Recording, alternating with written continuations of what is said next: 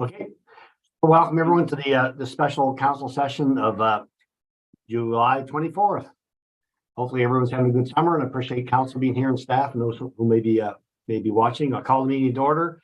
We acknowledge that we're in Mi'kmaq, the ancestral and unceded territory of the Mi'kmaq people. Would you call the roll, Amanda, please?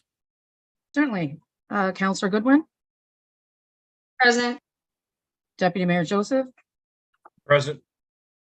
Councillor Hoteling, Present. and we said Councillor Redmond was unable to attend. Councillor Gilroy,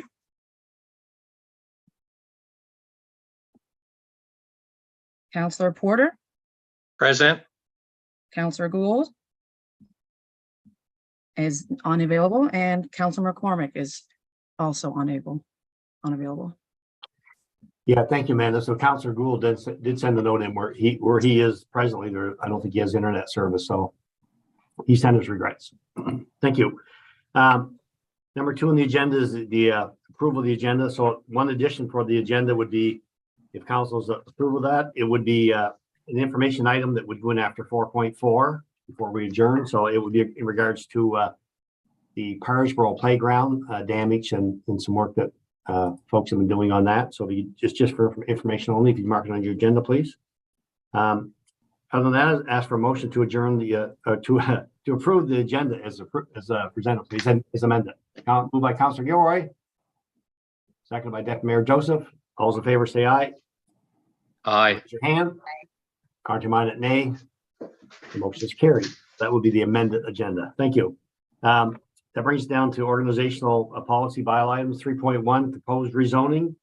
Sergeant and Perrin Parsboro. Mr. Boone, I believe, is going to lead us through this. Director of Planning, Mr. Boone. If I could interrupt, Mayor Sure. Scott, Yes. could I declare a conflict of interest and be taken out of the meeting and then brought back?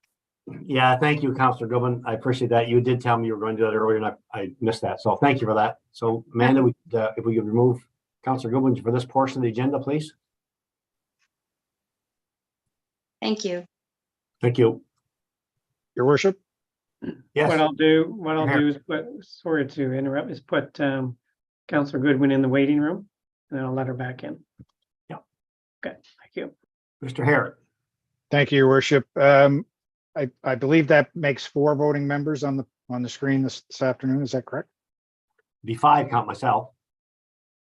With Councillor Goodwin out? Have I miscounted? Yeah, so there'd be Councillor Porter, Councillor Hoteling, Deputy Mayor Joseph, Councillor Gilroy, and myself. That's 5. Okay, 5. I was missing Deputy Mayor Joseph. Okay, thank you.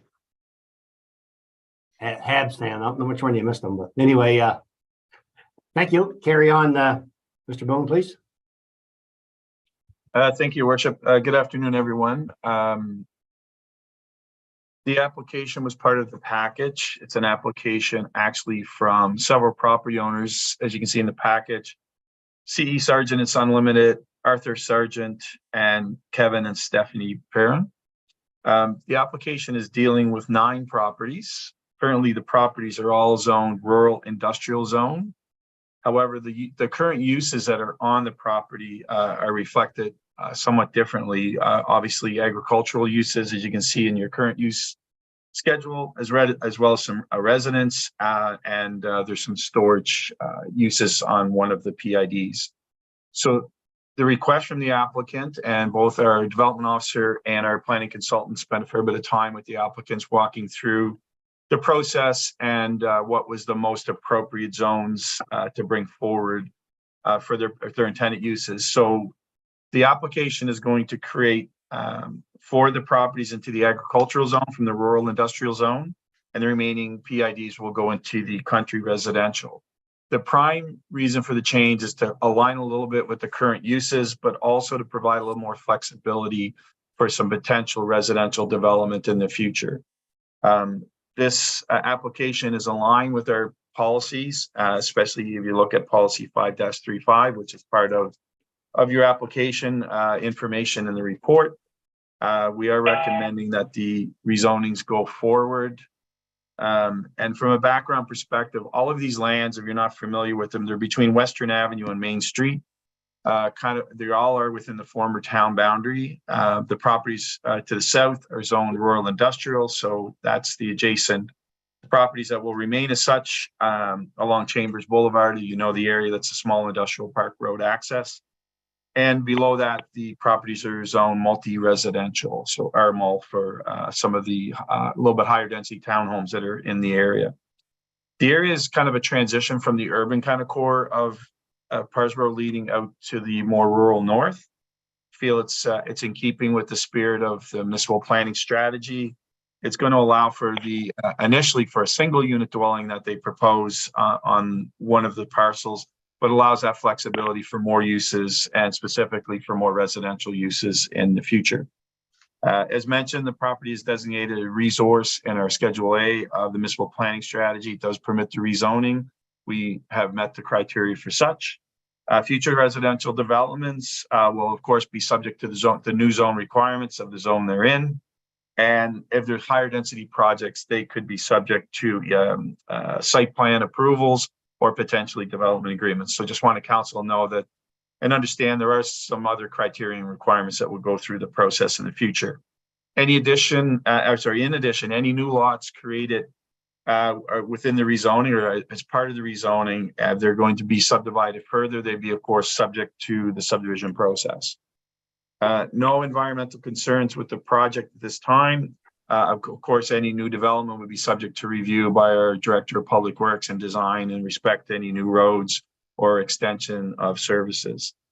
At this point, council, if there's any particular questions, be happy to answer them. We'd be looking at council to set a public hearing in the future.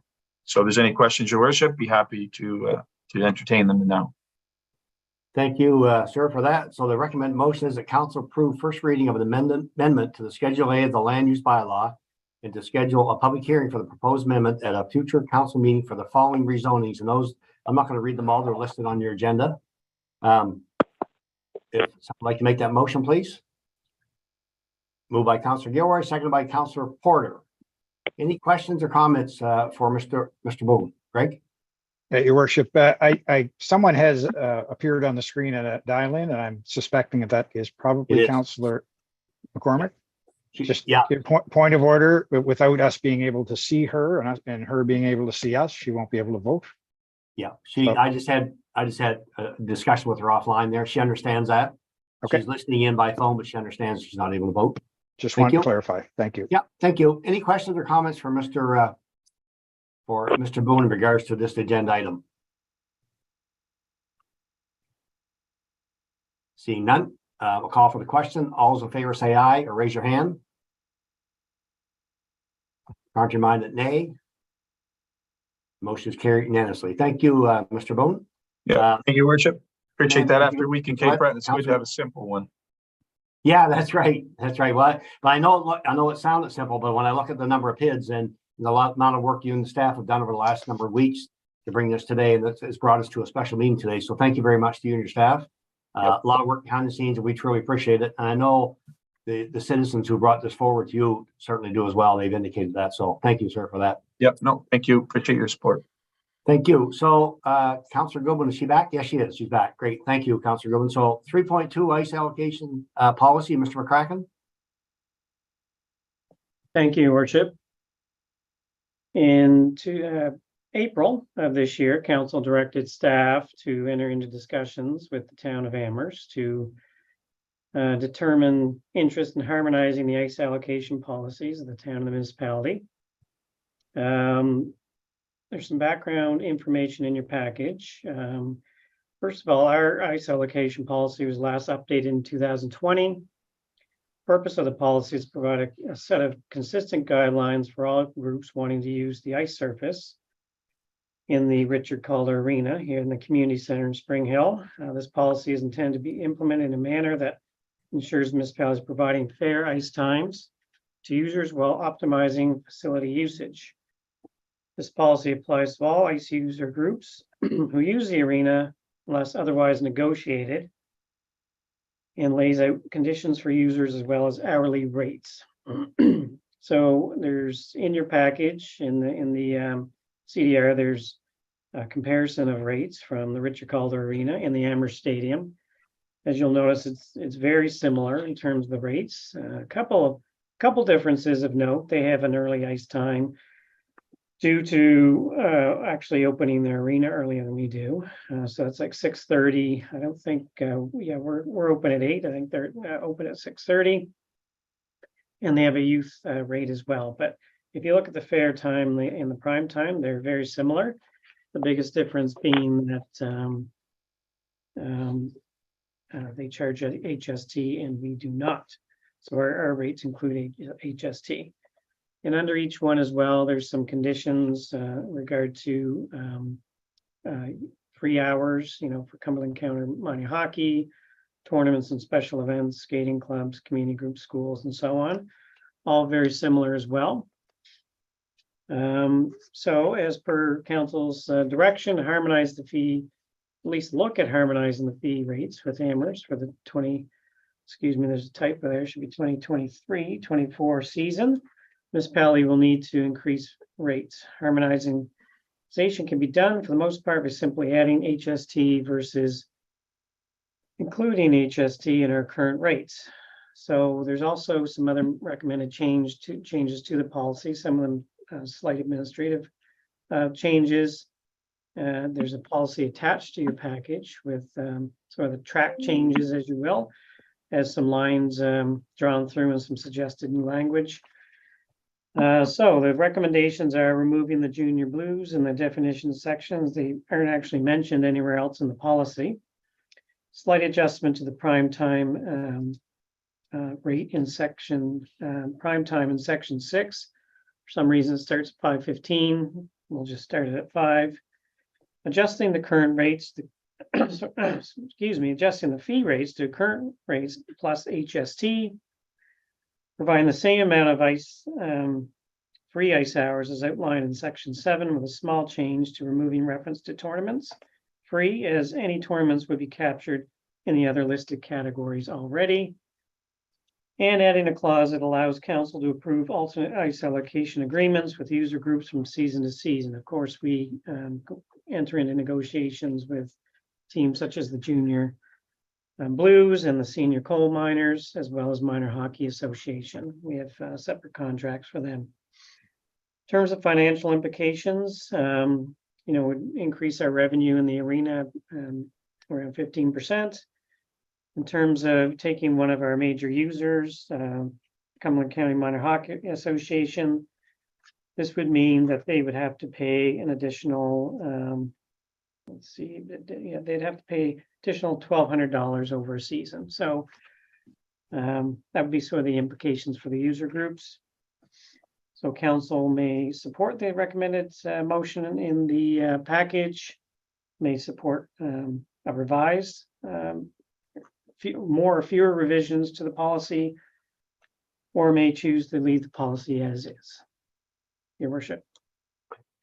Thank you, sir. So the recommended motion is that council forward the revisions as outlined in the attached ice allocation policy to the next scheduled council meeting for consideration and approval. If someone would like to make that motion so we can get on the floor, please. Moved by Councillor Goodwin, seconded by Deputy Mayor Joseph. So questions, comments to Mr. McCracken in regards to this agenda item? Deputy Mayor Joseph. Thank you, Your Worship. I noticed that Amherst had 300 free hours and we had 270. Would that be because of the usage? Amherst is getting used a lot more through the minor hockey than it is within the Richard Calder Arena? Yeah, they are used. They set their prices at $30,000, which is basically, like you said, 300 hours. I haven't done a comparison myself from the use of minor hockey from one facility to another, but I'm guessing that they do use the facility more often. So, ours, their policy was set before ours in 2020. They had done a free ice allocation pilot or policy. I think ours back is, Greg, you would know, 2016 or 17, around there. So I'm assuming at our point in 2020 that we were trying to sort of emulate that and sort of be reflective of the percentage of hours that minor hockey was consuming at the Richard Collar Arena. Thank you, Your Worship. Okay, Deputy Mayor Joseph, great, thank you. Any other questions or comments for Mr. McCracken in regards to that issue? Seeing none, call for the question. All those in favor say aye, or raise your hand, please. Hard to remind it. Motion is carried unanimously. Thank you. Thank you, Mr. McCracken. That brings us down to number 4, business issues. So 4.1, Heritage Models Christie Smith Fund Application. Mr. McCracken, CAO, I believe that's yours as well, Deputy CAO. Thank you, Your Worship. As you know, these are requests that we've entertained quite regularly lately. We've received another request from the Heritage Models Association, advising that because the Christie Foundation cannot donate and receive a charitable donation receipt from the Heritage Models Association, they're requesting the municipality accept the funds and then disperse them to the association, then provide the foundation with a charitable donation receipt. Funding will be used to assist the organization with costs of hiring a full-time manager, and there's a motion in your package for consideration. Thank you. So the recommended motion is that the request by the Heritage Model Association for the municipality to receive up to $12,000 from the Christie Smith Community Fund, if approved by the CF, and disperse those funds to the Heritage Model Association to assist with the cost of a full-time manager, be approved. Somebody make that motion, please. Moved by Councillor Porter, seconded by Councillor Hotelli. Any questions or comments regarding this agenda item? Seeing none, call for the question. All those in favor say aye, or raise your hand, please. Contrary minded, nay, or raise your hand. Seeing none, motion is carried unanimously. Thank you, Mr. McCracken. That brings us down to 4.2, Parsboro Creative Arts Association, Christie Smith Fund Application. Mr. McCracken, please. Thank you, Your Worship. Similar request from the Parsboro Creative Arts Association. And the funding will be used to assist the organization with the cost of operations and also assist with expansion of their programming reach. And there is a recommended motion in your package, Your Worship. Thank you. So the recommended motion is that the request by the Parsboro Creative Arts Association for the municipality to receive up to $25,000 from the Christie Smith Community Fund, if approved by CF, and disperse those funds to the Parsboro Creative Arts Association to assist with the operational costs and expansion of their programming reach, be approved. Somebody make that motion, please. Moved by Councillor Gilroy, seconded by Councillor Hotelli. Any questions or comments in regards to that agenda item? Seeing none, call the question. All those in favor say aye, or raise your hand, please. Contrary minded, nay, or raise your hand. Motion is carried unanimously. Thank you, sir. 4.3, tender award for highway plow salt truck. Mr. Walcrest, Director of Public Works. Thank you, Your Worship. As part of the capital budget this year, Council had included a new dump truck for the South Public Works Group in Parsboro. We issued a request for proposal. We had one response from Nova Truck Centers to supply the equipment that was requested. The proposal quoted a price that was $34,000 and change over our budgeted amount. The budget was based on discussions with suppliers before the contract, but it's been several months since those were quoted, and this is where it came in. We are recommending to proceed with the purchase. There's a 52-week delivery on this equipment. Thank you. The motion is before you, and happy to answer any questions from Council, Your Worship.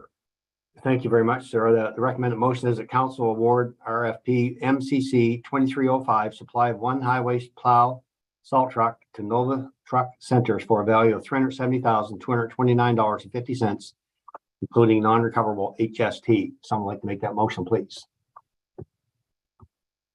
Moved by Councillor Hotelli, second by Councillor Gilroy. Any questions or comments for Mr. Walcrest?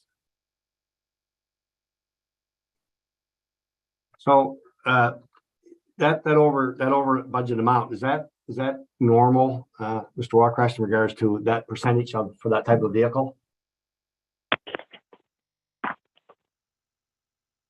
It's right around 10% of the value.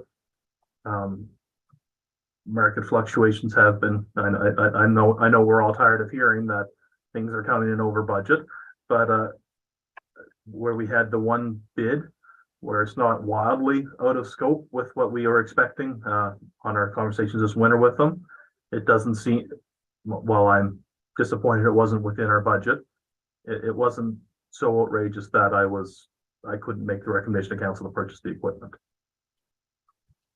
Great, thank you. And I was asking, I mean, and you're right, we see it all the time. I'm just thinking that anyone maybe watching or listening to the proceedings may wonder, you know, is that something that's abnormal? Is that in these times, is it normal? But I appreciate your explanation of that. Mr. Hare?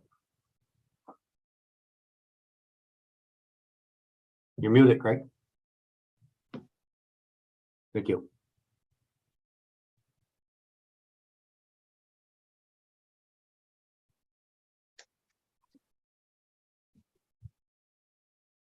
Okay, all good.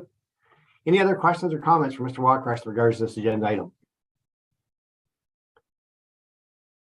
Seeing none, call for the question. All those in favor say aye or raise your hand, please. Correct your mind that nay or raise your hand. Motion is carried unanimously. Thank you, Mr. Walcrest, for that. Thank you, Your Worship. 4.4 additional sod from Pugwash Library. Mr. Kraken, Deputy CAO, is going to speak to this, please.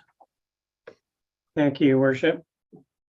So a request was made from the community members and donors to lay additional sod at the new Pugwash Library in time for the grand opening, which is this Saturday, July 29th.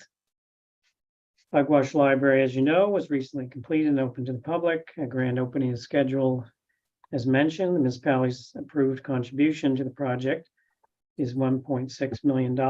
We've had other contributions from donors to the tune of $500,000, as well as COA, and the contracted scope of work involved landscaping, including laying sod 20 feet from the back of the library, and the rest of the grass area would be seeded. So that was sort of the agreed upon arrangement in the contract.